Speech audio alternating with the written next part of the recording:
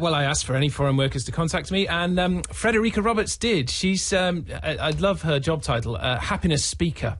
And she came... A what? A happiness speaker. She will explain. Okay. She tweeted actually to say, I'm a foreign worker. I've lived here 26 years, paid taxes, taught British children, employed British staff, now self-employed. So I thought, well, I've got to give Frederika a call back. She's just had to go into an appointment right now, but she did have a little chat with me just before, and this is what she had to say. I came to the UK 26 years ago. I'm Italian and German. I know I don't sound like it at all. I'm just very good at assimilating accents, I think. But I came to the UK 26 years ago to study business and management, met my husband at university, so fell in love with a man, fell in love with Yorkshire, and I've lived in Yorkshire ever since.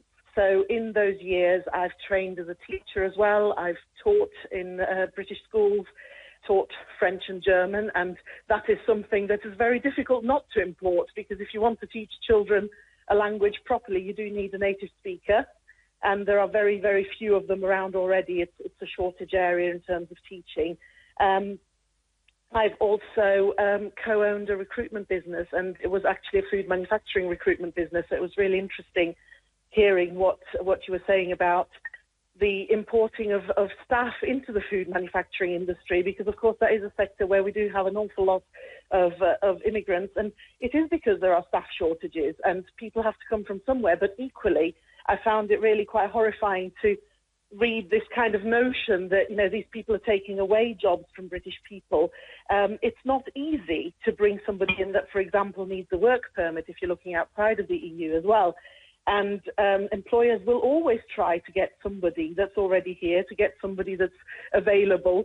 But if they can't find somebody, we need to allow people to look wherever the talent is, and to actually restrict from a commercial perspective, never mind the moral perspective of what Amber Rhodes was saying yesterday, but from a commercial perspective, to actually restrict where businesses can get their staff from. It's just going to stifle creativity, it's going to stifle innovation. You need to be able to bring people in from wherever the talent is, or wherever you need simply bodies. If it's factory floor work, fruit picking, etc., you need the people wherever they're coming from. Now, I'm intrigued by your current role. Just tell me what you do. My title is the Happiness Speaker. I'm also co-founder of a program called Resilience, Wellbeing Success. So much of my work is actually in schools, helping improve children's mental health.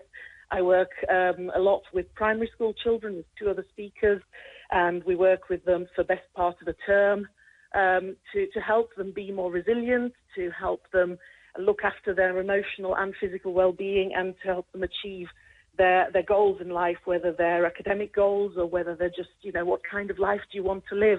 That's a foreign-born worker there. And before she explained what a happiness speaker is, which we got to the bottom of there, Dan, she was saying she was horrified at the idea of, you know, you can't bring in foreign workers. It's about talent. It is difficult to bring people who don't have the visas or the permits here to work. But obviously those people who do, and that might all be changing in Brexit Britain, she used the word horrified. We asked how foreign workers have been feeling about the idea of British jobs for British people. Well, I know you were also chasing, weren't you, Matt O'Flynn?